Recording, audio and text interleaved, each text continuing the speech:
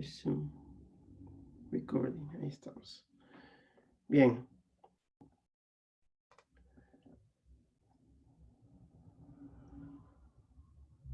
Esperen un momento que dejé de compartir la pantalla por alguna razón. Share screen.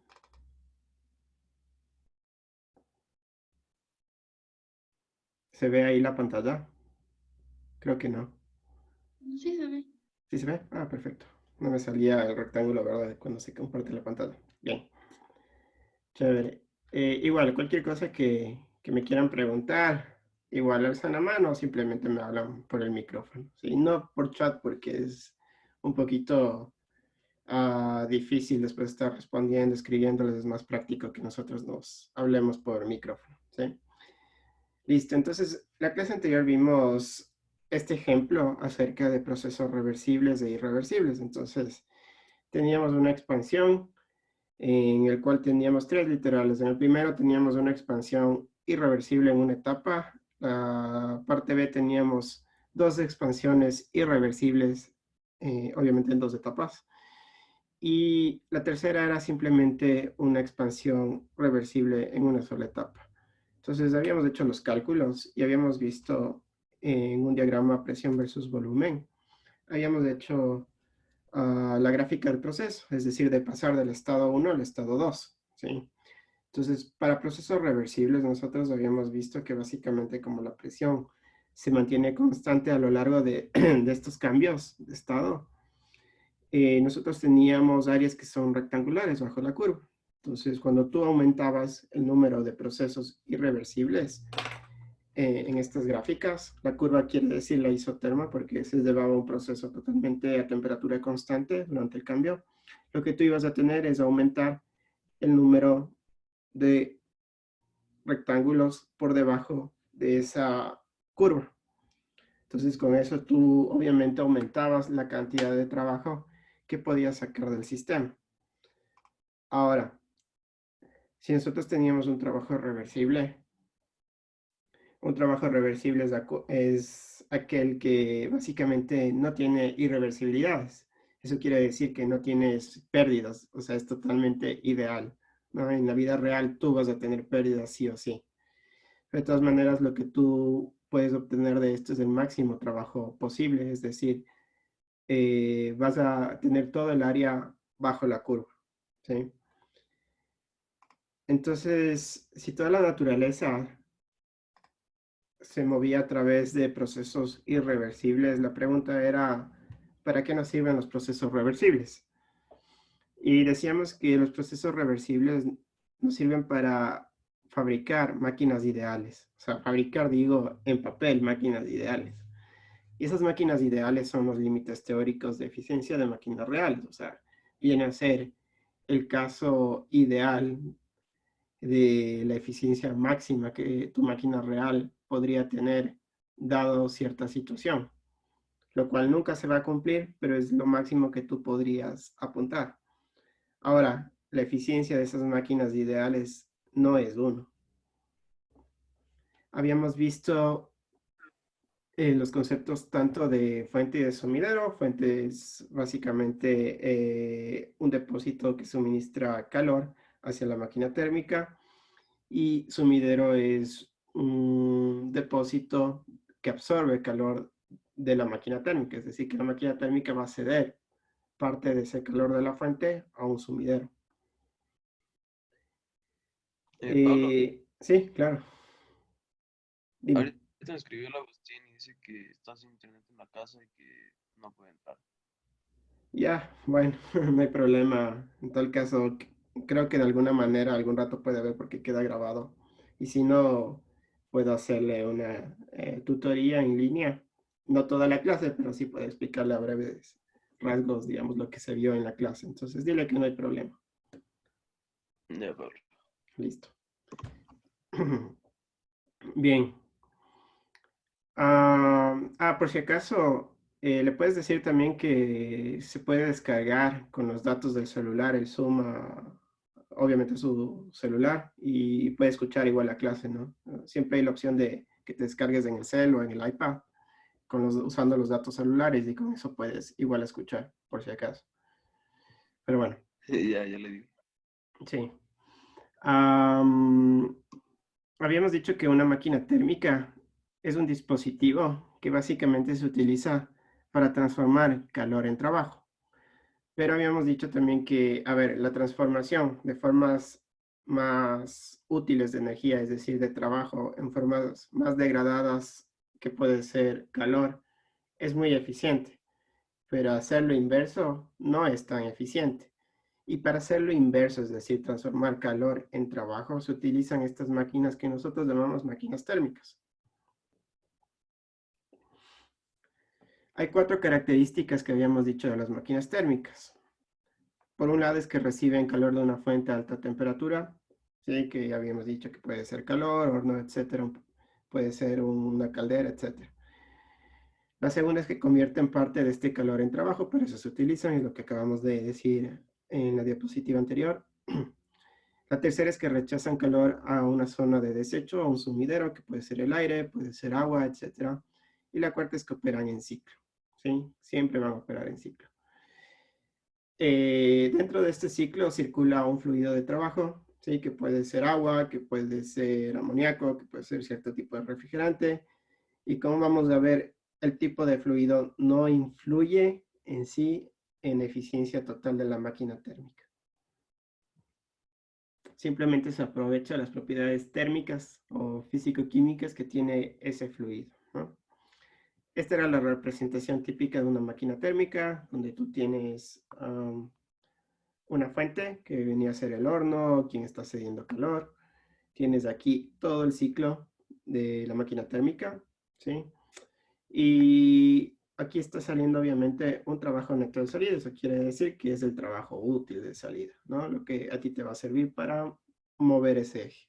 En fin, aquí tenemos la temperatura baja o digamos el sumidero como tal, que está a una temperatura más baja, ¿no? La fuente va a estar a una temperatura alta, el sumidero va a estar a una temperatura baja. Es decir, que hay un delta temperatura entre la fuente y el sumidero. Y en medio está obviamente la máquina térmica.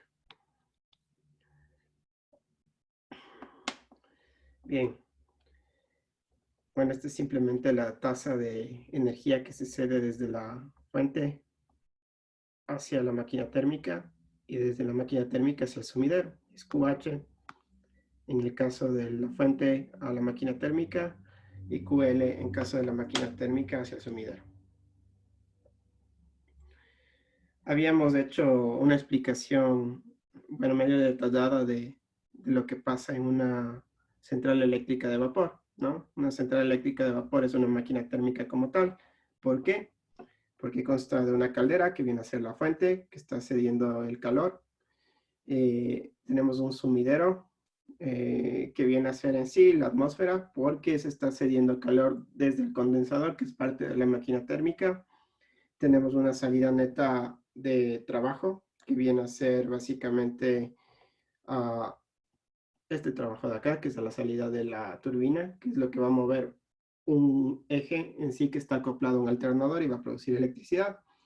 Y por otro lado teníamos aquí una entrada eh, de energía eléctrica para una bomba, es decir, que parte de este trabajo de salida tiene que ser utilizado para autoconsumo, ¿sí? Entonces, realmente este trabajo de salida hay que expresarlo de esta manera como está expresado aquí, a través de un diagrama de Sankey. Bien, decimos que el trabajo neto de salida es igual al trabajo de salida menos el de entrada, ¿sí? O sea, esto quiere decir lo que está saliendo de la turbina menos lo que está entrando por autoconsumo, es decir, por la bomba, ¿sí? Esto es lo que te queda, ¿sí? Es el trabajo útil. Bien. Si nosotros hacemos un balance de energía en el ciclo, nosotros podemos ver al ciclo como tal, si establecemos la frontera de esta manera, como un sistema cerrado. Y ese sistema cerrado tiene un balance de energía de este tipo, ¿sí? Que decíamos que esto al ser una variable de estado y operar en ciclo va a ser cero, ¿sí? Por lo cual te queda Q igual a W. SW básicamente va a ser el trabajo útil de salida, ¿sí? Que decíamos acá, la diferencia de estos dos. ¿Y de qué va a depender? Pues tanto del trabajo, perdón, del calor de entrada que está entrando a través de la fuente y del calor de salida, que es el calor disipado hacia el sumidero, ¿sí?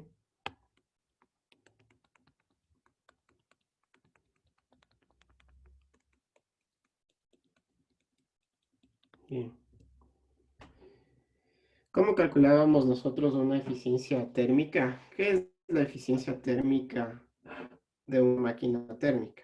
En sí es la eficiencia que tiene ese dispositivo, ¿sí? O sea, sigue siendo la relación entre la entrada requerida versus la salida deseada, ¿sí? En nuestro caso, ¿cuál era la entrada requerida? Pregunta.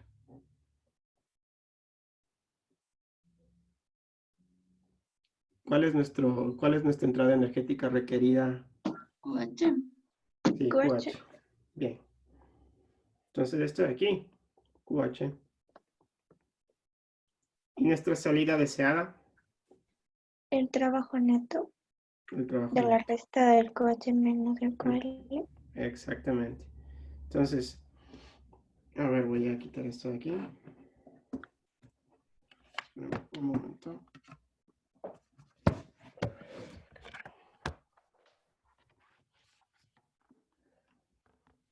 Habíamos dicho que ese trabajo neto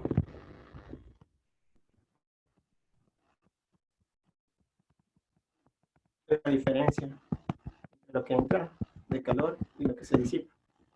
Por lo tanto, la eficiencia térmica de una máquina térmica también puede estar expresada en términos netamente de calor, ¿sí? Entonces, la cual tú tienes acá QH menos QL sobre QH, es decir, que tú tienes 1 menos QL sobre QH.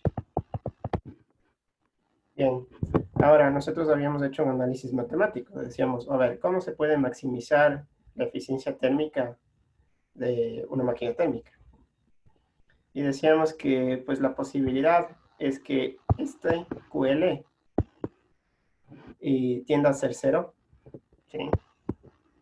O que este QH podría ser muy grande, o sea, tienda al infinito, ¿sí? Eso es lo que vamos a hacer un análisis del día de hoy.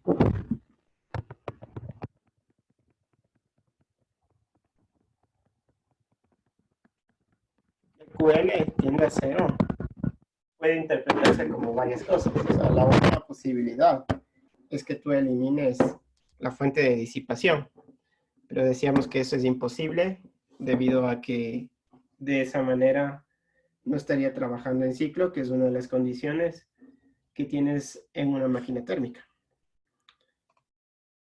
Muy bien. Creo que nos quedamos ahí. Vimos también las ventajas de tener un condensador eh, en un ciclo o en una central eléctrica de vapor. ¿Sí? ¿Y por qué es necesario tener un condensador, además de trabajar en ciclo como tal, ¿no? ¿Alguien me puede decir una de las ventajas del condensador?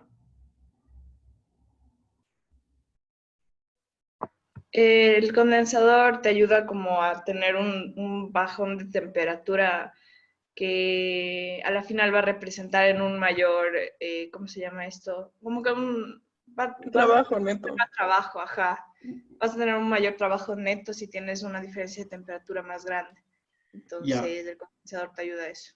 sí. A ver, es cierto que aquí, si tenías aquí el punto 1, 2, 3, aquí tenías el punto 3 y aquí tienes el punto 4. Es cierto que aquí, en términos reales, hay una diferencia de temperatura. Pero realmente lo que a mí me importa no es tanto la temperatura, sino esa reducción de la presión, ¿sí? Es la presión la que realmente a la salida con un condensador va a estar por debajo de la atmosférica y esa diferencia o esa caída más brusca va a hacer que salga más trabajo como tal, ¿sí? No es tanto la temperatura, sino es justamente esa presión, porque eso quiere decir que tú vas a tener muchas más expansiones o expansiones más bruscas dentro de la turbina y eso va a hacer que esto sea mucho más grande, ¿no? Sí, pero eso es evidentemente una de las ventajas que tú tienes con un condensador. Es una ventaja en cuanto a términos de eficiencia energética, ¿no? Otra ventaja del condensador. Se usa menos agua. Perfecto, o Porque, sea, ajá. claro, es sostenible, ¿no es cierto? Ujú. ¿Sí? O sea, tú estás utilizando varios ciclos la misma cantidad de agua, ¿sí? O sea, tú no estás, digamos, en línea continuamente consumiendo agua. Si tú consumes varios ciclos la misma cantidad de agua, eso quiere decir que, en fin, tú estás consumiendo menos agua, ¿sí?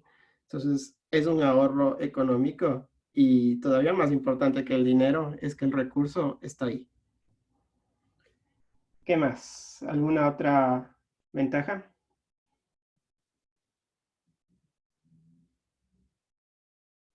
Creo que es básicamente todo lo que tenemos. ¿Sí? También ¿Alguna? que, o sea, si es que no hubiera el condensador, se tendría que tener un compresor y para eso se necesita Eso, más energía. exactamente. Sí, sí, sí, sí, me había olvidado de eso.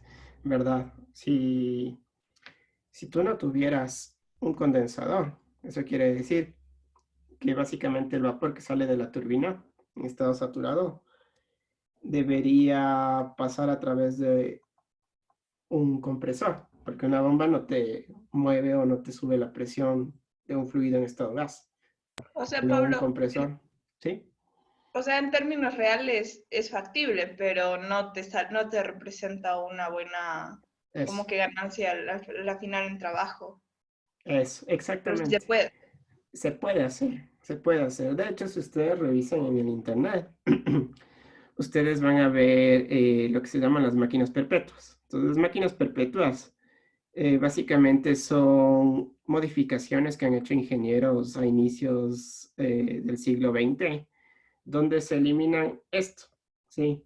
Donde se elimina la fuente de disipación del calor. ¿Para qué? Para que, entre comillas, tú maximices la eficiencia térmica de la máquina.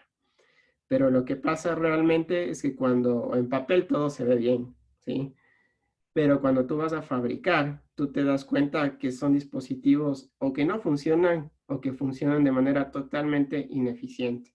¿Y por qué es esto? Porque básicamente estás violando la segunda ley de la termodinámica, ¿sí? Habíamos dicho que uno de los enunciados de la segunda ley de la termodinámica es que una máquina térmica o un dispositivo mecánico puede producir una salida neta de trabajo solo si hay dos fuentes de entrada y de salida de calor, ¿sí? Entonces, la segunda ley de la termodinámica no es que ha sido comprobada como tal, o no sé si se puede comprobarse como tal, pero tampoco puede, por así decirlo, no podemos violar la ley, ¿sí? Entonces, la no violación de esa ley es suficiente argumento para decir que esa ley existe como tal, ¿sí? Entonces, bueno, sí, es una limitación de la naturaleza en la cual a partir de una energía degradada como el calor, nos permite producir una energía mucho más útil que viene a hacer el trabajo, ¿sí? Pero con límites que te impone la misma naturaleza, ¿sí? Pero es así. Bien. Aquí habíamos hecho simplemente, no sé si vieron lo que estaba acá a la derecha, pero bueno, teníamos dos máquinas térmicas, ¿no? Es simplemente la aplicación de la eficiencia térmica. Entonces, lo que tú tienes es, tienes que en ambos casos, dos máquinas térmicas tienen una entrada de 100 unidades de energía, ¿sí? Pero en la una tú tienes una salida neta de trabajo de 20 y en la otra de 30, ¿sí? Por lo cual tú vas a tener una disipación en esta de 80 y en esta de 70. Y la eficiencia térmica que decíamos que es la relación entre el trabajo neto versus la entrada requerida, en este caso va a ser del 20 y en este caso va a ser del 30, ¿sí? Simplemente la aplicación de la ecuación de la eficiencia térmica de una máquina térmica. Bien. El día de hoy vamos a ver qué es el ciclo de Carnot y qué es la eficiencia de Carnot, que es bien parecido a la eficiencia térmica. Y básicamente vamos a ver estos ciclos termodinámicos o este ciclo termodinámico para ver los límites reales de una máquina térmica, ¿no? Como puede ser la central eléctrica de vapor o como puede ser el mismo auto como tal, ¿no? Es decir, el sistema del motor de combustión interna, el sistema de inyección y el sistema de escape de gases, ¿no? O de humos de combustión. Bien, entonces, simplemente para finalizar el tema de eliminar la fuente de disipación. A ver, nosotros tenemos un sistema de émbolo, el típico sistema que hemos estado viendo, ¿no? Es un sistema cerrado, pero lo que tú vas a tener dentro de este émbolo es un gas. Es un gas que está a 30 grados centígrados. No importa qué gas sea. Lo que tú vas a tener aquí es una frontera móvil, es decir, vas a tener un pistón, ¿sí? Con una carga determinada encima, es decir, con un peso, ¿sí? Y vas a tener dos topes. Entonces, si tú le pones un depósito o una fuente de calor que está a 100 grados, el gas, ¿qué va a tender a hacer? Va a tender a expandirse, ¿sí? Entonces, si este es el estado número 1 y este es el estado número 2, después de determinado tiempo, aquí debe haber un delta tiempo, ¿no? O sea, un determinado tiempo. Lo que va a pasar al cabo de determinado tiempo es que el gas se va a expandir, ¿sí? Pero si tú haces un análisis energético de lo que está pasando, si tú dijiste, ok, me entraron 100 kilojoules de calor, 15 kilojoules del calor se ha utilizado para levantar esta carga, ¿sí? Es decir, en forma de trabajo de expansión. Pero, ¿qué ha pasado con los 85 kilojoules restantes? ¿Alguien me puede decir? Puede que se hayan transformado en trabajo. Trabajos son netamente los 15 kilojoules, pero si tú notas la temperatura, hubo un salto de temperatura. Eso quiere decir que en términos de energía interna, ¿se acuerdan que la energía interna era la sumatoria de las energías microscópicas? Y dentro de esas energías microscópicas tenías energía cinética netamente de las moléculas, ¿no? Entonces, si tú tienes más temperatura, tú también vas a tener más energía interna de este sistema, ¿no? Entonces, básicamente, 15 unidades se utilizó en forma de trabajo y las 85 unidades restantes se han transformado en un salto de energía interna, ¿sí? Ahora, la pregunta es, ¿yo puedo regresar a este estado y recuperar esos 85 unidades de energía interna directamente de este estado a este estado? ¿Se puede o no se puede?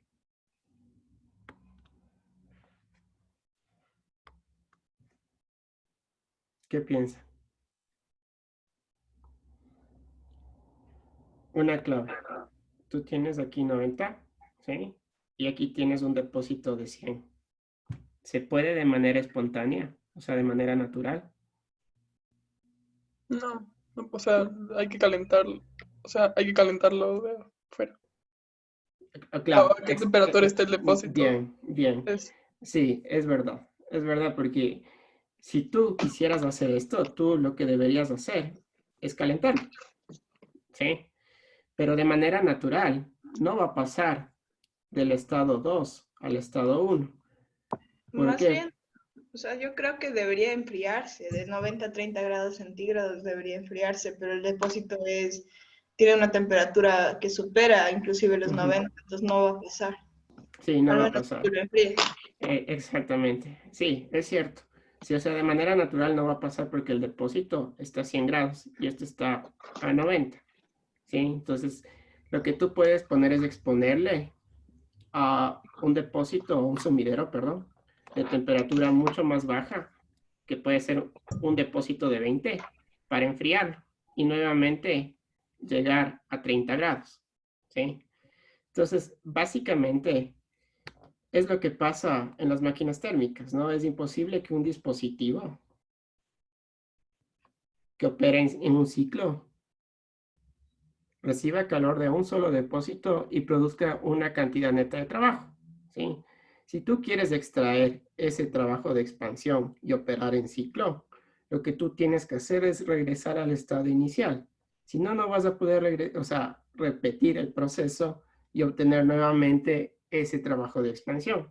Necesitas siempre dos fuentes, tanto un sumidero que te suministre energía, perdón, tanto una fuente que te suministra energía como un sumidero que te recibe esa energía disipada. Entonces, no existe una máquina térmica con un rendimiento del 100%, como ya hemos visto. Bien, ahora vamos a hacer un par de ejercicios. ¿Sí? Yo voy a escribir nuevamente aquí, tomar notas y lo voy a subir. ¿Sí? A ver, vamos a ver, esto hice con ustedes, no, esta es otra clase.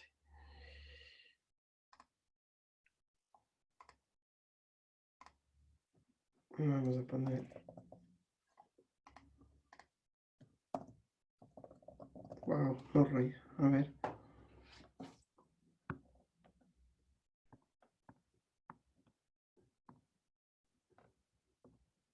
Espérenme un momentito.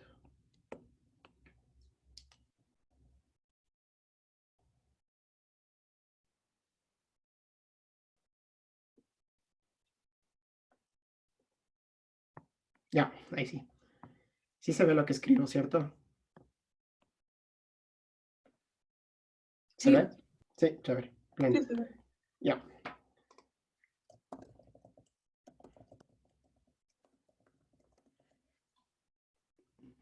Voy a pegar nuevamente aquí los ejercicios que vamos a hacer para que sea más práctico, ¿no? No esté pasando de ventana en ventana y ustedes puedan ver a tiempo real, pues, de qué se trata el ejercicio.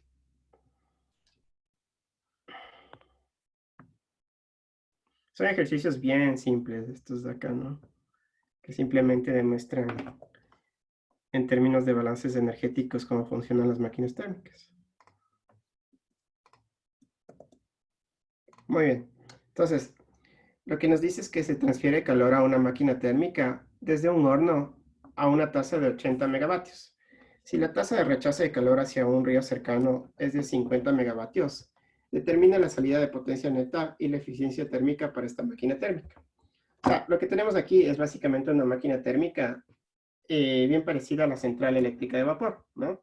Entonces, el horno viene a ser la fuente y el río donde se está disipando esos 50 megavatios viene a ser el sumidero, ¿sí? Entonces, bueno, como todo, vamos a clasificar los datos y después resolvemos el ejercicio. Bien.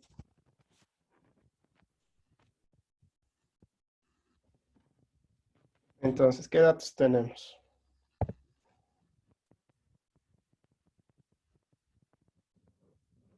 Tenemos el horno es la fuente, por lo tanto esos 50 megavatios, perdón, esos 80 megavatios viene a ser QH. Es lo que se cede a esa máquina térmica. 80, perdón. Bien, esto está en forma de potencia, ¿no? Porque vatio es potencia. Y después tenemos esa potencia hacia el sumidero, que es de 50. Bien, lo que nos está pidiendo el trabajo es la potencia neta de salida.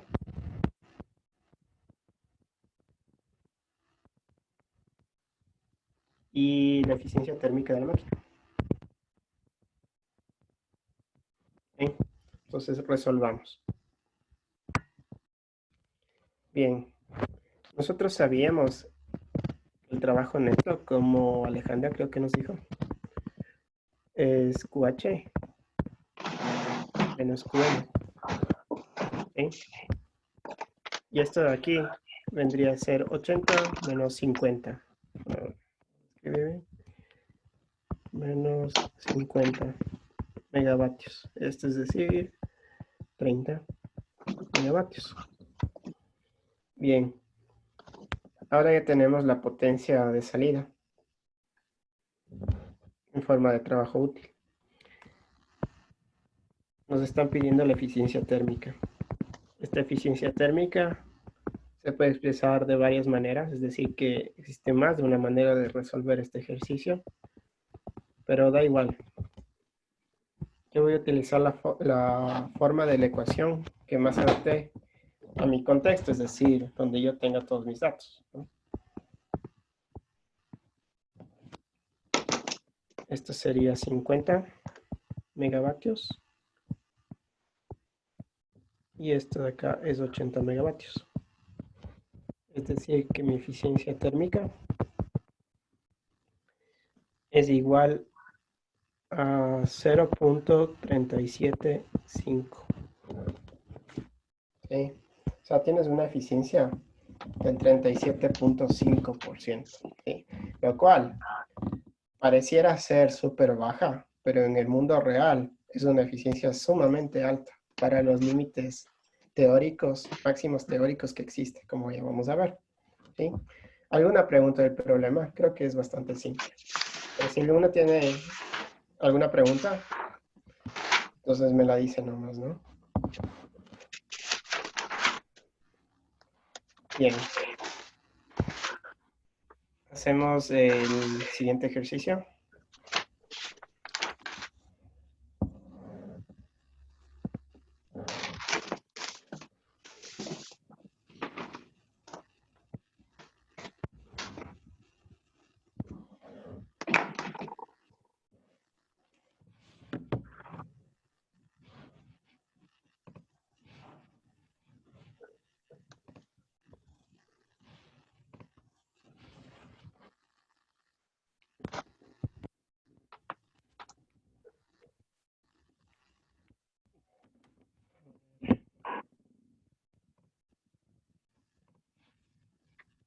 Bien.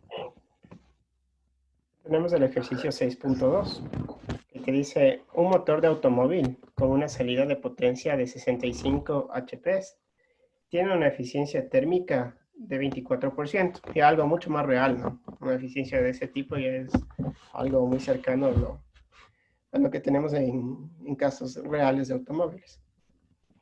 Dice, determina la tasa de consumo de combustible de este automóvil si el combustible tiene un poder calórico o calorífico de 19.000 BTUs por libra masa. Es decir, esta es la definición de poder calórico, ¿no? Es decir, 19.000 BTUs de energía se liberan por cada libra masa de combustible quemado. ¿Sí? A ver, ese es un concepto que antes no habíamos visto en la clase, pero es un concepto ampliamente utilizado.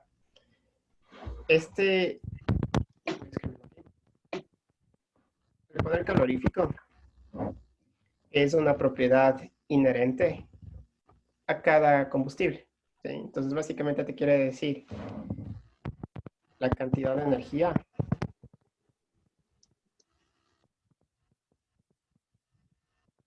que se libera al combustionar una unidad, puede ser de masa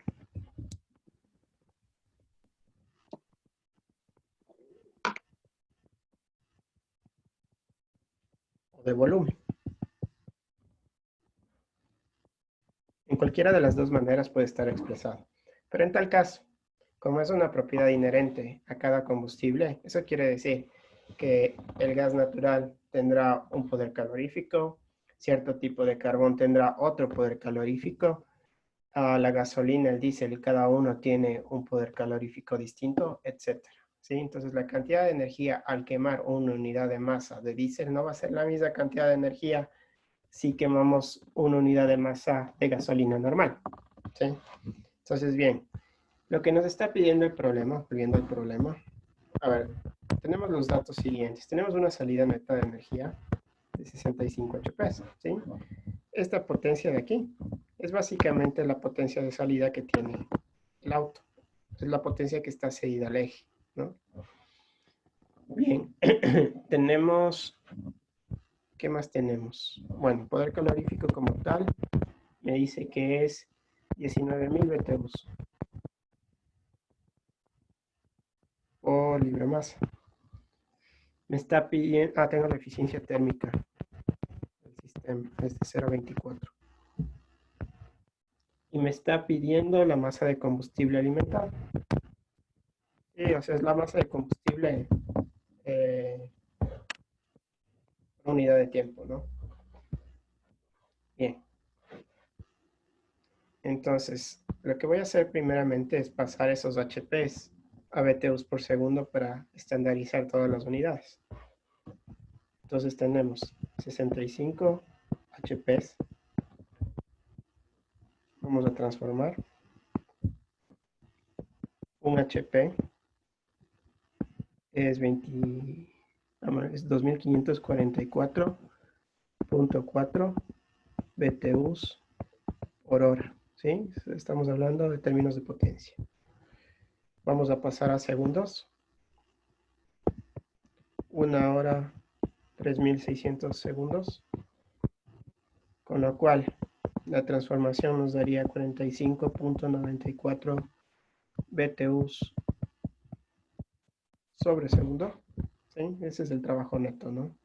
Esto es trabajo neto. Potencia neta de salida. Bien. La eficiencia térmica, ahí hemos dicho que es la relación entre el trabajo neto y lo que ingresa, que viene a ser la potencia térmica de entrada desde la fuente, en este caso desde el motor. Bien, ahora, este QH de aquí, ¿cómo lo obtenemos? Matemáticamente, ¿cómo se obtiene? Pregunta. ¿Cómo obtenemos esto de acá? Podría ser con la eficiencia. Ah, no. No, ya tenemos eso. Sí, No, pero creo Como que que, podemos dividir el trabajo neto por la eficiencia. ¿O no? sí, o más bien, sí. ya, Sí. ok, bien. Y después que ya tengamos este término de acá, nosotros ¿cómo podemos calcular la masa de combustible que necesitamos? O el flujo másico de combustible. Con el poder calorífico. Perfecto, ¿cómo sería? Bien, bien. Está bien, eso es lo que básicamente estaba preguntando.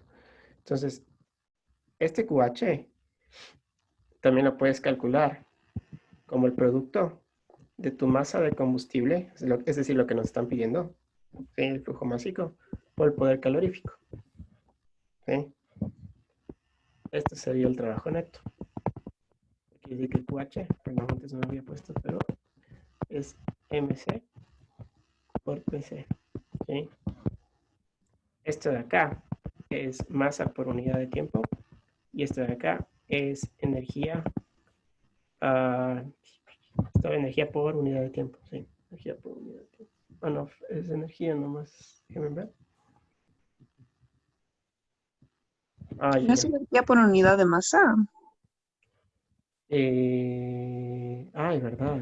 Es por unidad de masa. Sí, está bien. Es energía por unidad de masa. Sí, me confundí antes con el trabajo neto. ¿Sí? Entonces, por eso se cancela. Te queda energía por tiempo, que es potencia. Entonces, ahí sí sale. Bien. Entonces, esta ecuación que hemos hecho aquí, nosotros podemos despejar.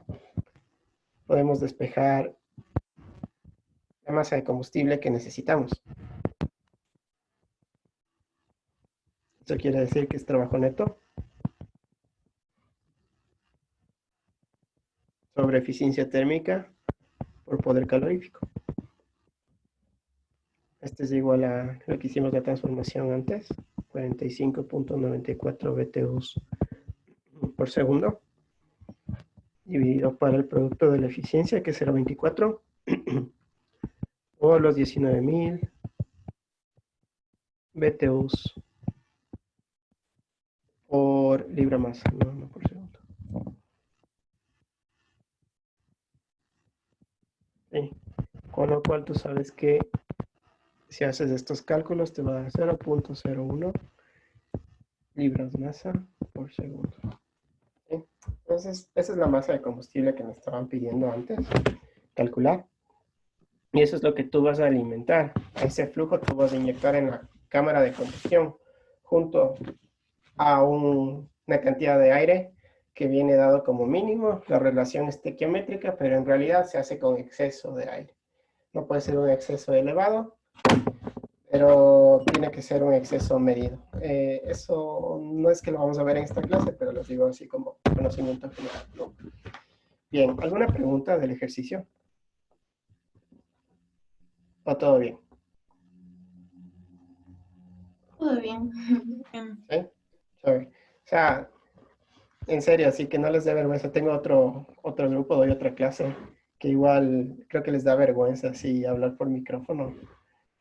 Y, y nada, me escriben todo por mensajes y se hace un relajo, pues porque me toca estar escribiendo, respondiendo a cada uno por mensajes y no quieren hablar ahí. Entonces, se me va la clase solo en responder mensajes de ahí. Entonces, esta clase es chévere porque ustedes no tienen vergüenza y hablan nomás por micrófono. Entonces, está mejor. Eso está bueno.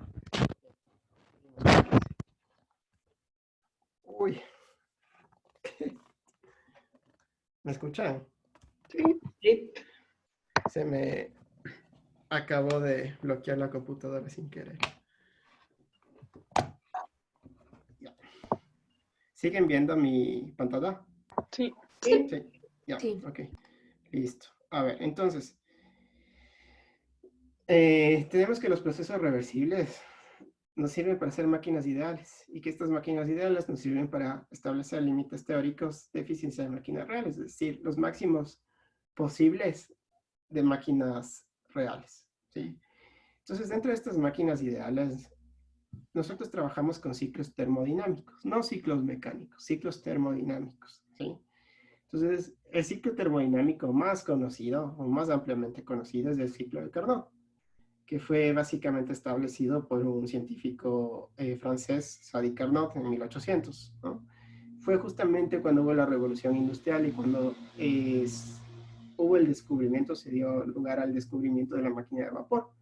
Y con eso hubo el boom de todas las máquinas térmicas que nos permitieron, pues básicamente aprovechar ese calor de combustión de un montón de hidrocarburos en trabajo. Y con eso también vino lo que vimos de las primeras clases, que fue el inicio de toda esa contaminación. O sea, teníamos un crecimiento económico muy bueno, pero teníamos obviamente la desventaja de un crecimiento bastante alto de las emisiones de CO2, de cantidad de cenizas, de NOx, etc.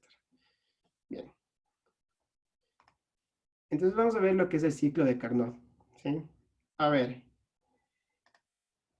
el ciclo de Carnot, como les digo, es un ciclo ideal, de una máquina ideal, que consta de 4 pasos irreversibles. 2 de ellos son adiabáticos y 2 de ellos son isotérmicos, ¿sí? Este ciclo de Carnot, ¿para qué lo utilizamos? Para idealizar máquinas térmicas tales como los ciclos de refrigeración, donde hay un ciclo de Carnot inverso, una bomba de calor. A ver, hago un paréntesis, bomba de calor. ¿Qué es una bomba de calor? ¿Alguien ha escuchado qué es una bomba de calor?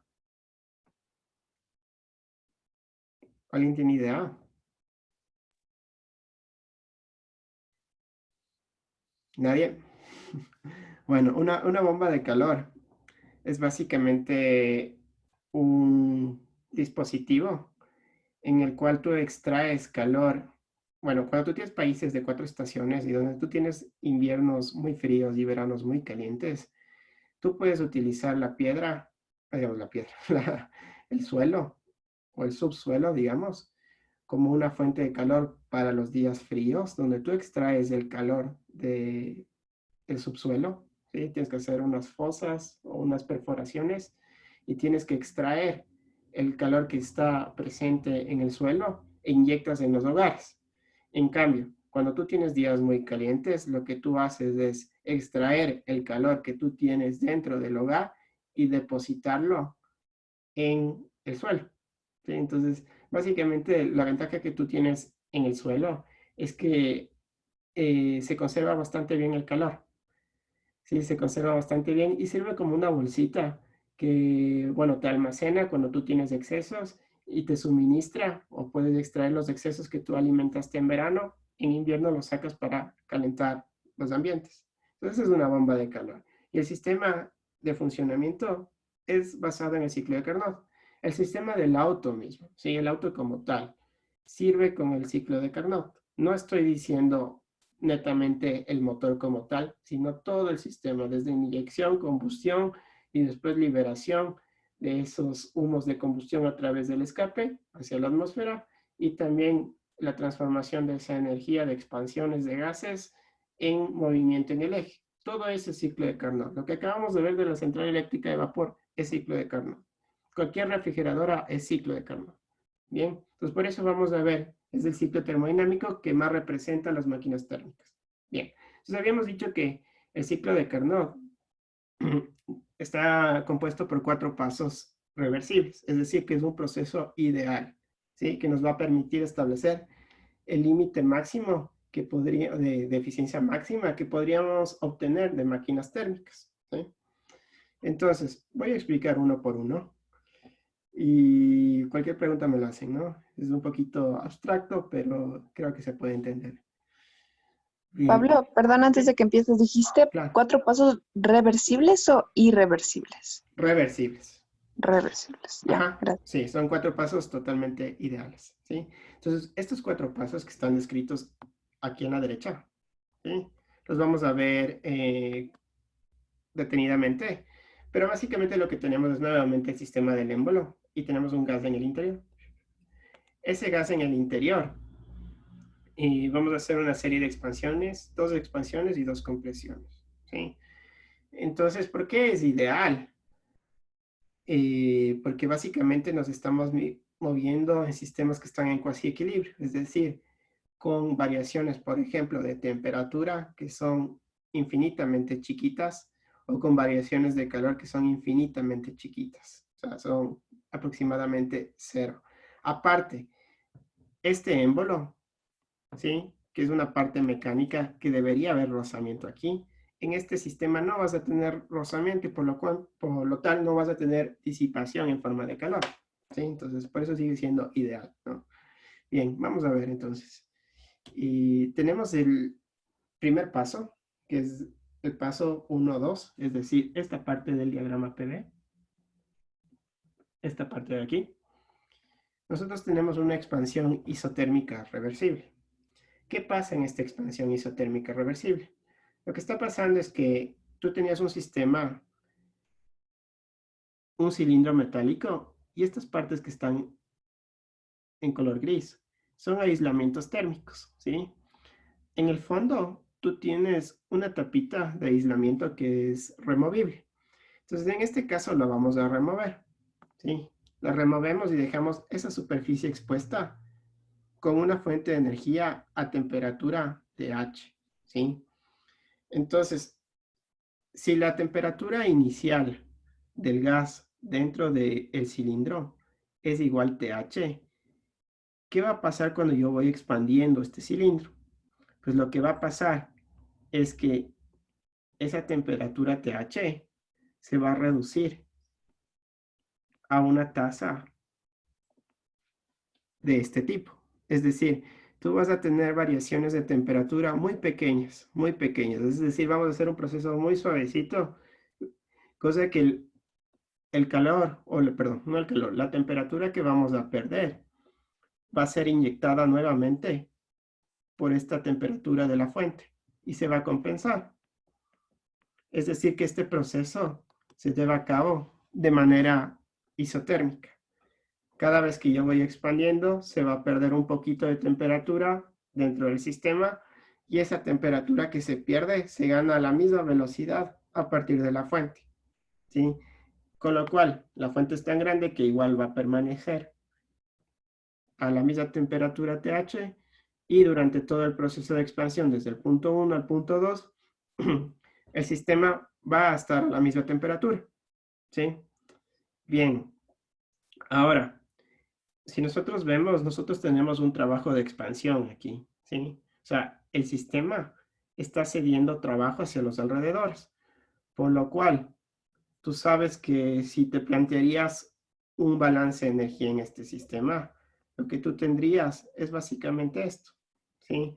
No vas a tener una variación de energía interna en este caso, porque la temperatura se mantiene constante prácticamente. Y todo el calor que tú estás inyectando a partir de la fuente en el sistema se transforma en trabajo de expansión, ¿sí? Entonces, volviendo a lo que teníamos, sigue siendo esto, ¿no? Estamos inyectando calor, ¿sí? Es un proceso isotérmico de expansión. Y lo que estamos realizando es trabajo sobre los alrededores. Bien. ¿Se entendió esta parte del proceso número 1? Sí. Sí. ¿Sí? Ya, pasamos al proceso número 2.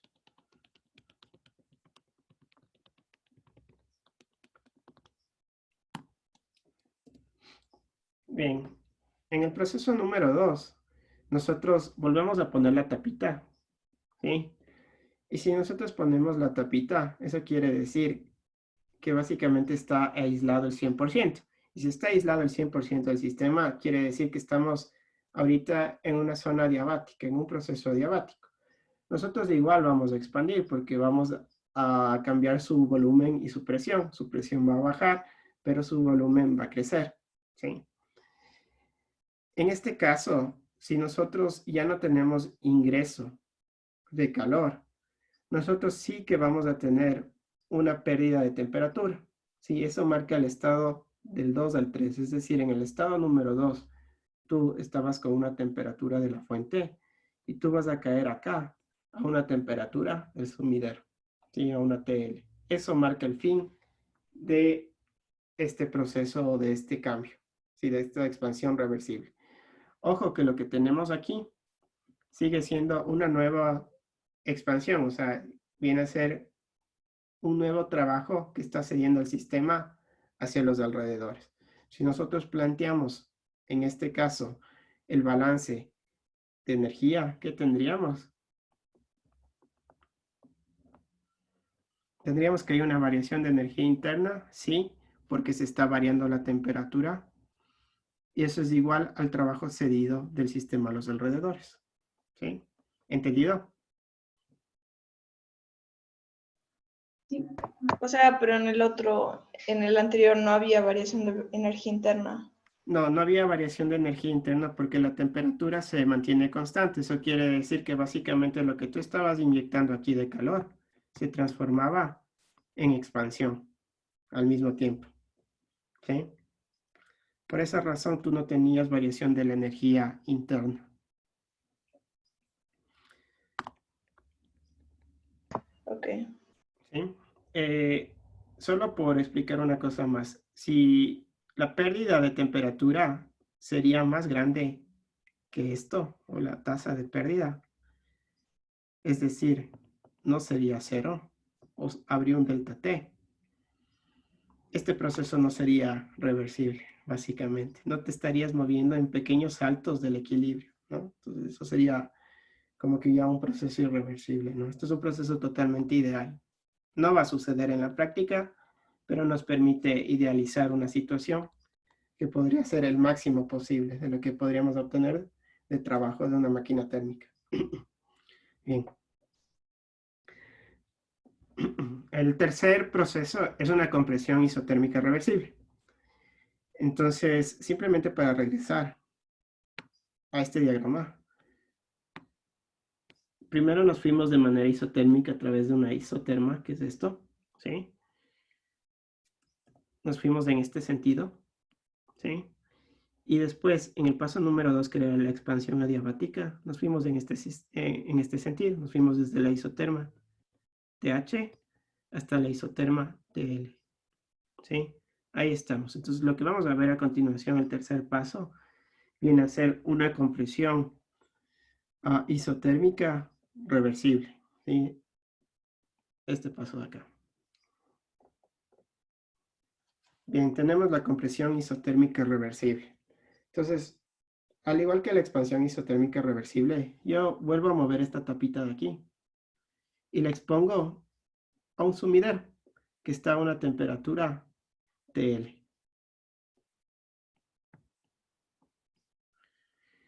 Inicialmente mi gas estaba ya a una temperatura TL, ¿sí? Entonces, si yo le empiezo a comprimir de un estado 3 a un punto 4 o a un estado 4, lo que yo voy a hacer es que con cada movimiento que yo haga de compresión, ese TL va a tender a ganar una tasa de temperatura.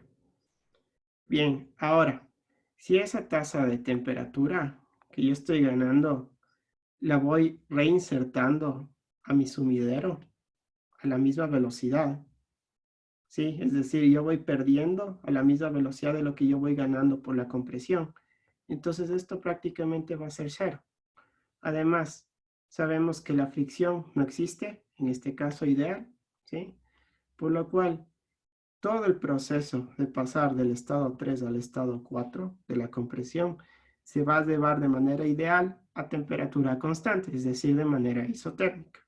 Nuevamente, como no hay variación de la temperatura, mi balance de energía viene dado básicamente por esto. Esto de acá es el trabajo de compresión que yo debo hacer del sistema, perdón, de los alrededores sobre el sistema. Y esto de acá es básicamente la tasa que se está cediendo hacia el sumidero. Bien, ¿comprendido? Paso número 3. ¿Entendieron? ¿Sí?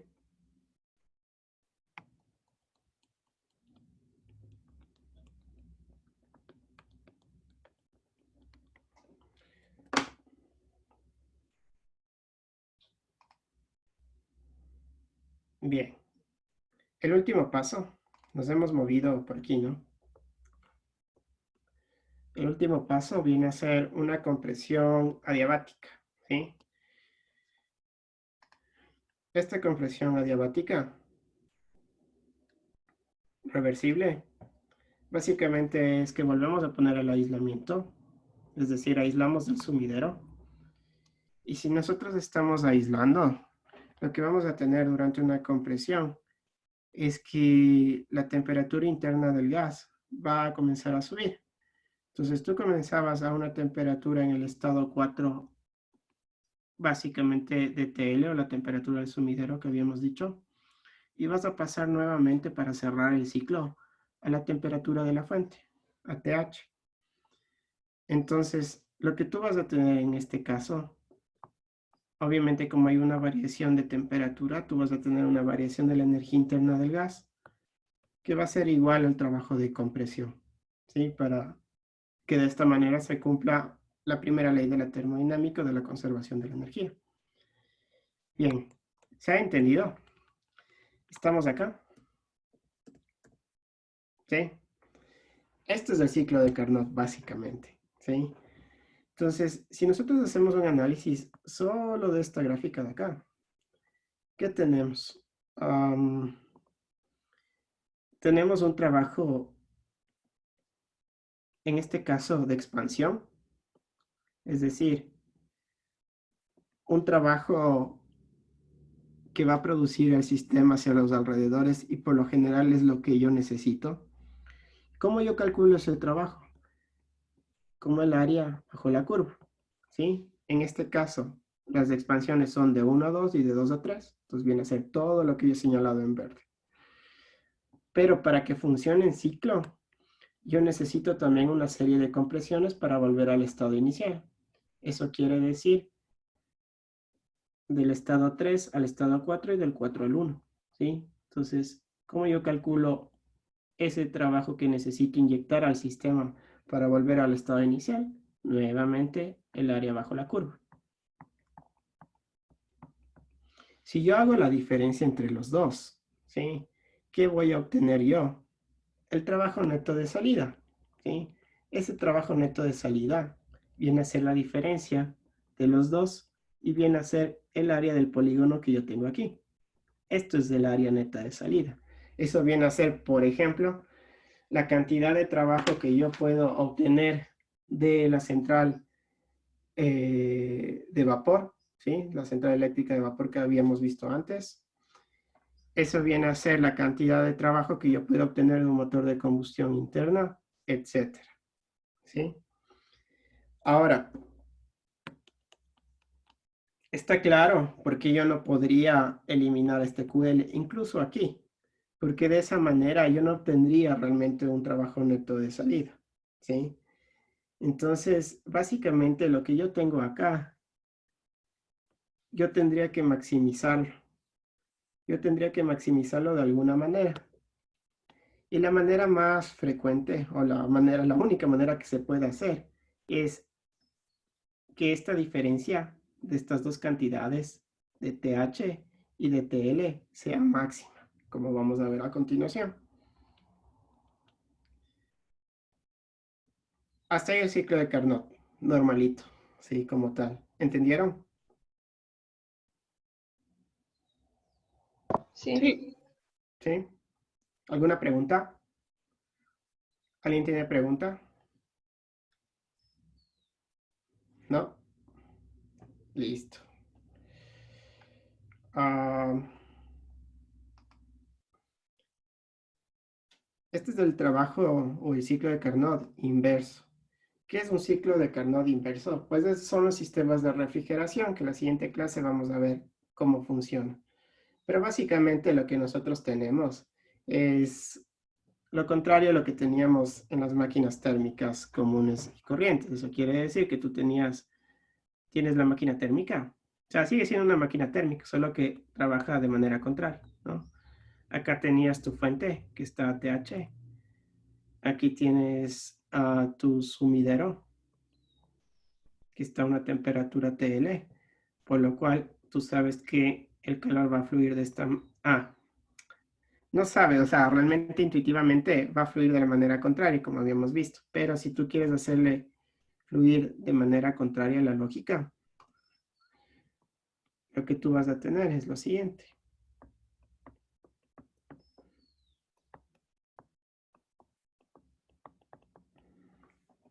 Sí, a diferencia de las máquinas térmicas comunes y corrientes, si tú quieres hacer fluir el calor desde la fuente más fría hacia la fuente más caliente, o sea, de manera poco intuitiva o contraria a lo que se viene dando de manera natural, decíamos que la naturaleza te cobra en forma de trabajo neto o de un peaje energético, que viene a ser esa energía eléctrica, la cual tenemos que suministrar a nuestros refrigeradores. Entonces, sigue siendo un sistema o una máquina térmica que se basa en el principio de Carnot.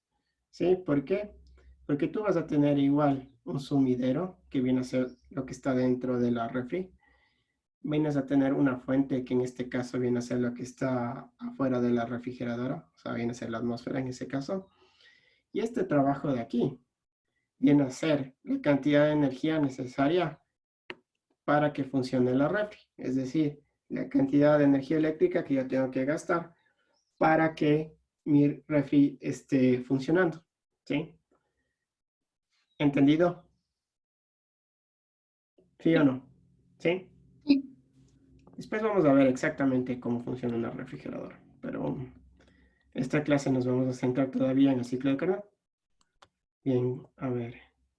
Todavía tengo unos minutos.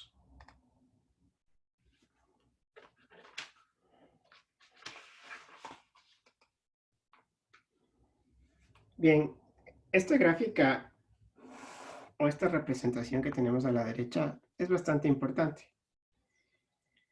Nosotros tenemos 3 máquinas térmicas.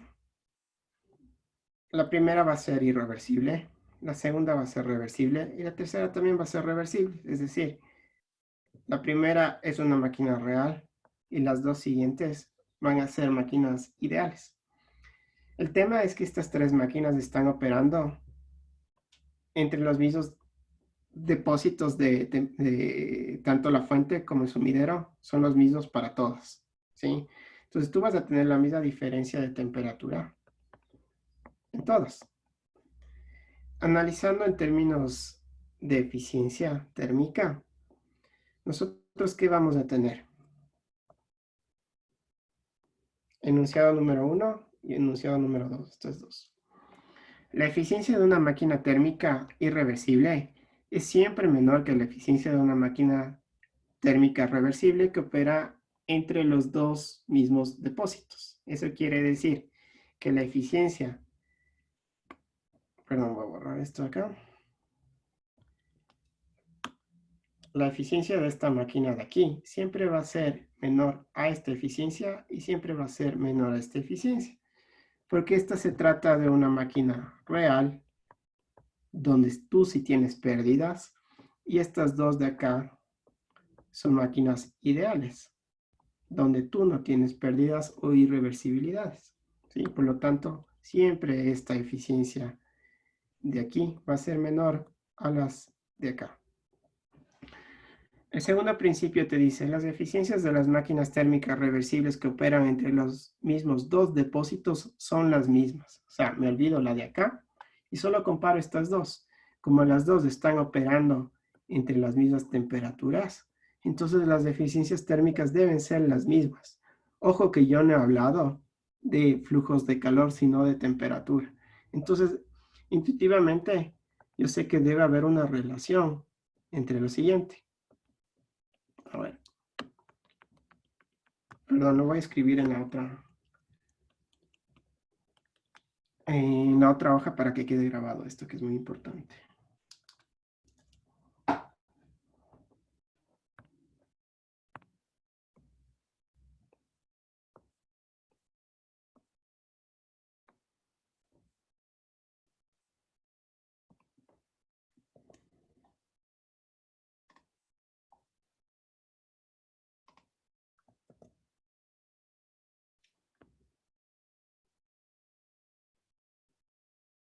Bien. Entonces, el enunciado nos decía que si dos máquinas reversibles trabajan entre las mismas diferencias de temperatura, es decir, entre TH y TL, las dos eficiencias deben ser iguales, ¿sí? Pero antes nosotros habíamos establecido que la eficiencia térmica de una máquina térmica es igual a ¿qué?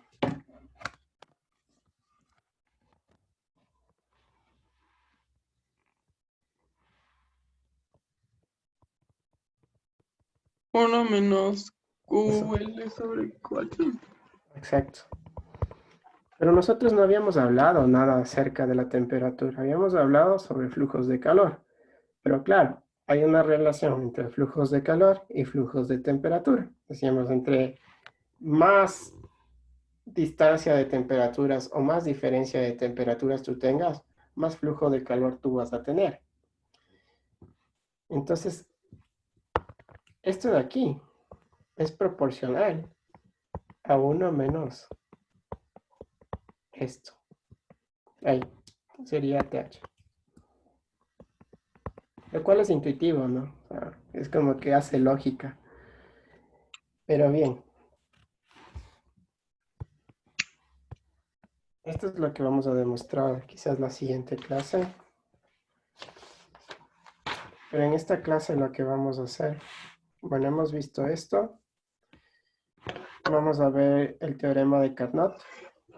Lo que te dice es que para dos depósitos de calor determinados, ninguna máquina tiene la eficiencia térmica más alta que la máquina de Carnot. La eficiencia, la eficiencia térmica de una máquina de Carnot depende únicamente de los niveles de temperatura y no de la sustancia de trabajo de la máquina. O sea, la eficiencia de un ciclo de Carnot depende de la temperatura, tanto de la fuente como del sumidero. No depende del fluido con el que estés trabajando. Por ejemplo, en la central térmica trabajábamos con agua, ¿sí? En las refrigeradoras a veces hay ciclos de refrigeración que trabajan con amoníaco, pero por lo general se trabaja con sustancias que tienen un punto de ebullición muy bajo que se llaman refrigerantes como tal. Antes se trabajaba con freones, pero no depende la eficiencia de eso. Depende netamente, por ejemplo, en un ciclo de Carnot, de la temperatura a la cual tú tienes en la cámara de combustión de la caldera versus la temperatura que tú tienes del sumidero, es decir, de la atmósfera o de los ríos.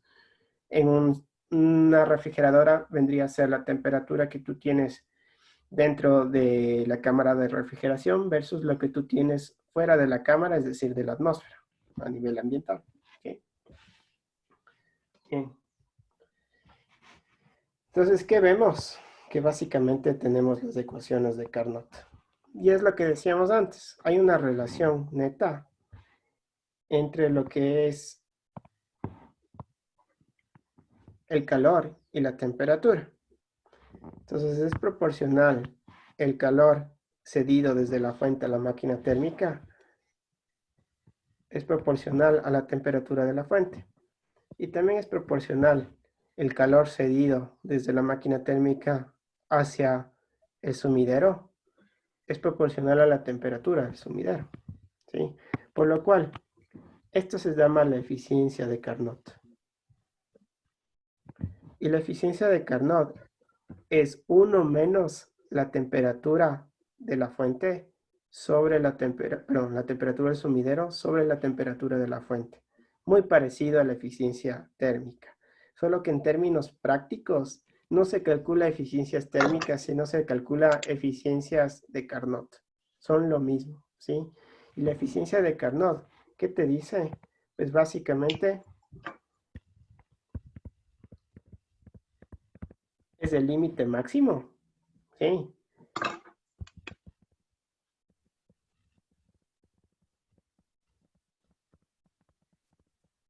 De eficiencia de una máquina térmica. Y eso es lo que te dice un ciclo de Carnot, ¿sí? Todos los ciclos de la vida real que funcionan a través del ciclo de Carnot no podrán superar su eficiencia con respecto a la eficiencia térmica de Carnot. ¿Sí? Eso quiere decir que si tú tienes dos diferencias de temperatura entre fuente y sumidero, no se puede, como máximo se puede llegar a esa eficiencia de Carnot, no superarla. Bien. La parte de abajo es muy interesante porque dicen las dos ecuaciones que se tienen arriba se conocen como ecuaciones de Carnot. En la ecuación primera, el valor más pequeño posible de QC es 0. ¿Sí? Tú no vas a tener, obviamente, temperaturas por abajo de 0. Digo, temperaturas absolutas. Entonces, el valor correspondiente de TC es el 0 absoluto en la escala de Kelvin. ¿Sí? O sea, viene a ser el valor mínimo que tú puedes tener a la temperatura del sumidero. Lo que sucede a menos 273.15 grados centígrados. Mientras que la ecuación de la derecha muestra que la eficiencia térmica de una máquina de Carnot se aproxima a la unidad cuando TH se acerca al infinito o TC se acerca a 0. Ahora, en términos matemáticos esto es lo que debería suceder, pero en términos prácticos, ¿qué sucede? Que ninguna de estas condiciones existe en la Tierra. Por lo tanto, todas las máquinas térmicas terrestres funcionan con eficiencias térmicas menores que la unidad. Los depósitos fríos que están disponibles de manera natural sobre la Tierra son la atmósfera, son los lagos, los ríos, los océanos, etc. Y la temperatura a los cuales se encuentran estos lagos, océanos, ríos, etc. es una temperatura más o menos de 300 Kelvin. Es decir, está muy por arriba de ese 0 Kelvin que necesitábamos para tener una eficiencia del 100%. Mientras que los depósitos calientes son objetos tales como los hornos donde la temperatura se mantiene por ignición de combustibles fósiles y los reactores nucleares en los cuales la temperatura se mantiene mediante fisión de los elementos radiactivos. Para estas fuentes la temperatura máximo se alcanza a los 600 Kelvin. Con estos valores, si nosotros reemplazamos en la ecuación de Carnot, en esta ecuación de la derecha, vamos a tener un máximo de 0.5, es decir, una eficiencia del 50%. Y este es un límite práctico aproximado para la eficiencia térmica de una máquina de Carnot. Las máquinas térmicas reales que trabajan con ciclos irreversibles donde sí hay pérdidas, raramente su eficiencia excede a 0.35. ¿Está entendido? Sí. Sí. Eso quiere decir que básicamente tú puedes diseñar el mejor motor del mundo, la mejor turbina del mundo, trabajar con fluidos nuevos de trabajo, que no sea agua, sean fluidos súper especiales. Pero básicamente esta ecuación te dice que no depende el fluido de trabajo, que no depende el diseño de tu motor, no depende el diseño de tu turbina. Lo que depende es la temperatura que tú tienes, de la que obtienes el calor, y la temperatura donde tú disipas. Ahora, lo que podría pasar realmente es que tú tengas sistemas donde tú tengas un sumidero con temperaturas muy bajas. Se me cambió. O tengas una fuente con temperaturas muy altas. Por ahí debería ser las mejoras para una máquina que opera bajo este ciclo, ¿sí? Básicamente. Bien. Bien, chicos, hasta ahí está entendido todo. ¿Tienen preguntas acerca de lo que hemos visto el día de hoy? No. ¿No?